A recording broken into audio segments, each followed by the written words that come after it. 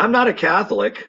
Not Neither am I I. mean, but see, we're both historically interested in why these things are the way they are, and we both love great music, and we love the great choral traditions that brought us where we are. The original Gregorian choirs, they were just a bunch of monks, and they could hardly sing. They needed a guy with a pointed stick to point to the note, so they'd know whether to go up or down.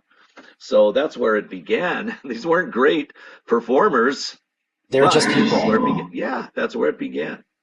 Yeah, I was telling the singers about that too, that, that a whole system of learning the notes developed because we were dealing with people who didn't necessarily sing, but this was a way for them to remember the text, and it also gave them a sense of routine. And then, singing these melodies over and over again eventually proliferated into polyphony and harmony and the things that we understand. And then I've also been talking about, trying to get them to sing together, even though it's very polyphonic, was that guy at the front that was kind of using the staff to stomp and keep the, Yes, the beat, right?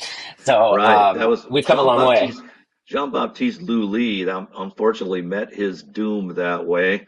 He crunched his foot using the baton and got gangrene and died. So you got to be careful how Oh, hard you stomp that cudgel that was the original baton. Maybe that's why they started using cudgel. a lighter weight baton. But at any rate, that's I'm that's gonna an tell the interesting singers that story. That's particularly vivid true story. to like how important that person was.